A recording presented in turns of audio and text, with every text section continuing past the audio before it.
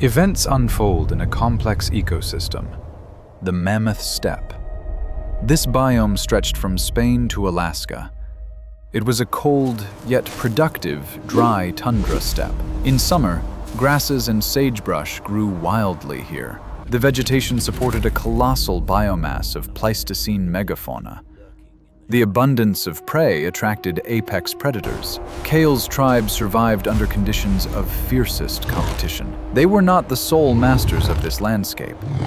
It was the era of the guild of ferocious predators. Cave hyenas, bears, and lions ruled here. The ecological niche of humans overlapped with that of the beasts. Everyone hunted bison, deer, and mammoths.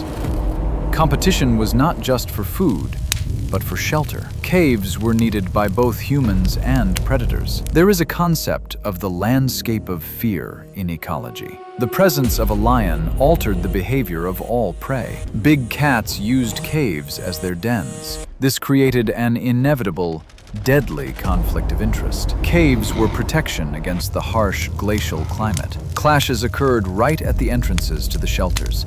The lion was not just a predator, but a competitor. It occupied a strategically important resource for the group's survival. Toru was the first to discover the menacing signs of the beast's presence. Ignoring the predator's tracks meant certain death. The group could not leave due to their tie to resources. The events take place against the backdrop of global climate cooling. Animals accumulated fat and sought warm shelters. The cave lion was 15% larger than the modern one. It required a huge amount of calories to live. In winter, lions became especially aggressive and dangerous. Snow made hunting the usual fast prey difficult. Predators switched to easier targets.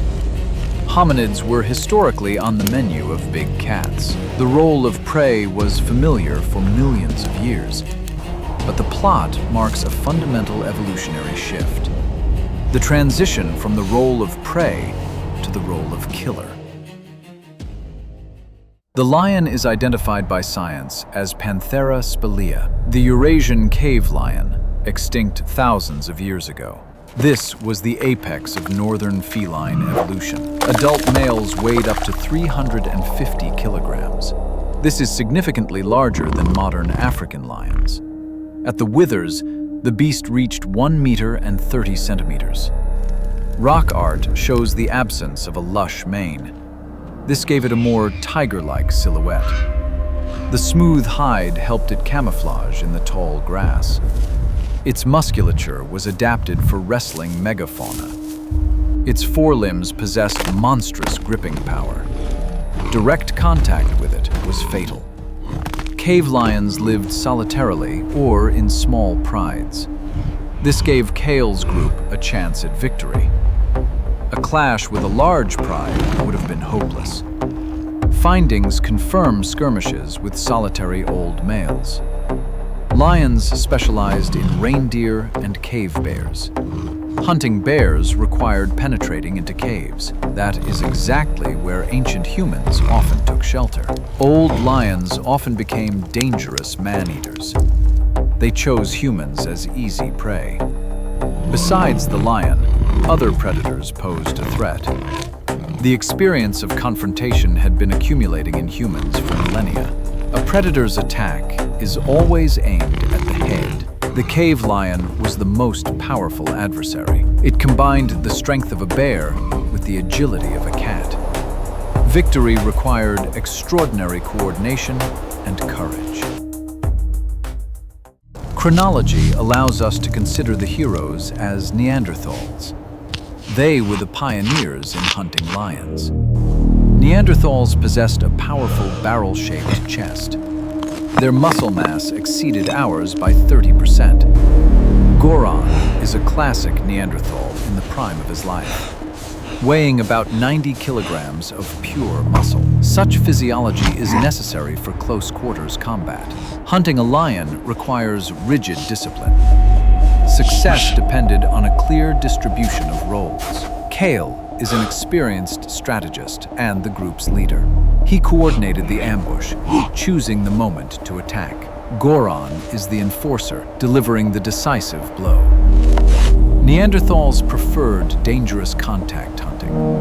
Toru is the scout, distracting the beast's attention. Division of labor is confirmed by archaeological data.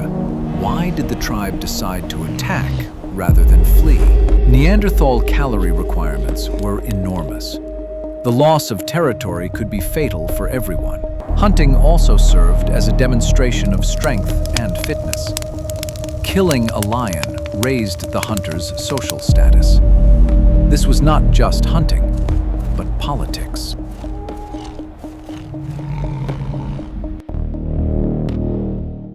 The main weapons were high-tech wooden spears. Findings in Siegsdorf confirmed their effectiveness. Spears were made from elastic yew wood. They were balanced like sports equipment. The tips were hardened in fire for durability. The scorched wood became as hard as bone. The blow was enough to pierce hide and ribs. The kinetic energy of the impact was colossal. Stone tools were used to butcher the carcass. Tools of the Mousterian culture were very sharp. Scrapers and knives were made by knapping. They allowed for the finest surgical operations. The weapon dictated dangerous close combat tactics. The spear is effective only within striking distance. This required a stealthy ambush and approach. The blow was delivered when the lion was largely immobile. The injury of the Siegsdorf lion confirms this. The blow was struck into the belly of the lying beast. It was a cold-blooded liquidation of a sleeping predator. We can reconstruct the course of events from the bones. Toru finds the lair of an old lion. The beast lies on its side, exposing its vulnerable flank. The group creeps up from the downwind side. Neanderthals were experts in camouflage. They approach to a distance of less than 2 meters. Goron delivers a powerful thrusting blow with the spear. The target is the predator's lungs or heart. The lion leaps up. The chaos of the fight begins. Kale and the hunters distract the wounded beast. They do not let it focus on Goron. The force of the blow was equivalent to a sledgehammer strike. This confirms the physical power of the hunters. The hole in the rib has a characteristic shape. The blow was delivered from top to bottom. The wounded lion turns into a furious berserker. The tribe used tactics of exhausting the enemy. They retreated, waiting for the beast to weaken. Blood loss did its deadly work. The finishing blow occurred only when completely safe. After the victory, the butchering of the carcass began. The main goal of the hunt was the valuable pelt. Findings in the unicorn cave confirmed this. But this was not simply warm clothing.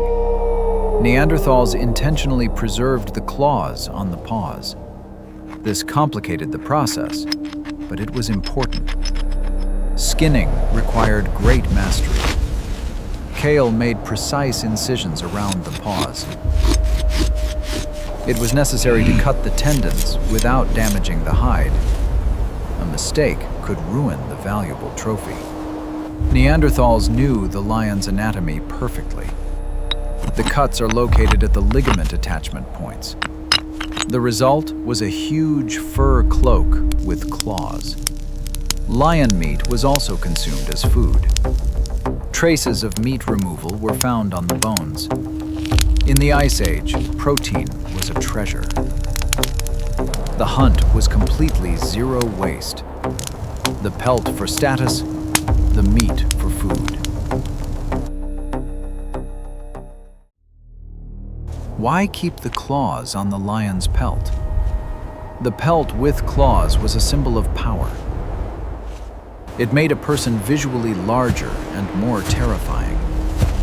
The clicking claws served as a powerful signal. This is proof of prestige hunting in antiquity. By wearing the skin, the hunter appropriated the beast's power. This is the birth of complex symbolic thinking. The pelt could be used in rituals. Lion bones are found in ritual zones. The skin could serve as an altar or a canopy. It was an element of the tribe's shamanic practices.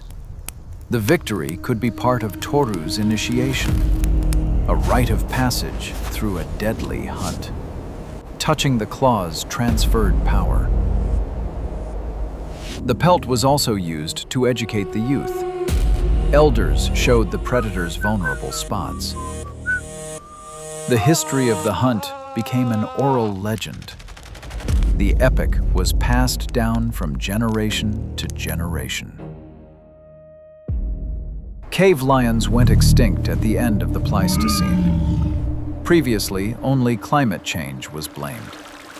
But humans hunted them to the very end. Intensive hunting undermined the predator population. Killing males reduced reproductive potential.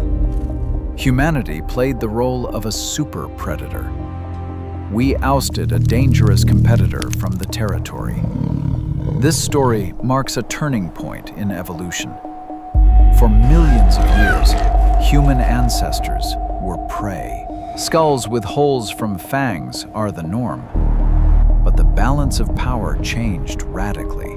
Technology and intellect gave us the advantage. Man challenged the top of the food chain.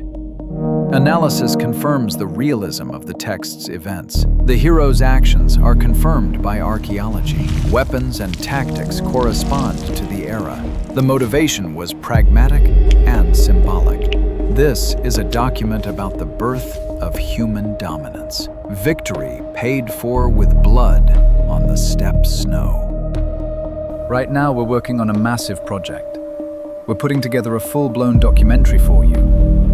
If you value high-quality educational content and want to speed up the release of new episodes, please support us on Ko-fi. You can see the links on the screen right now. And make sure to subscribe.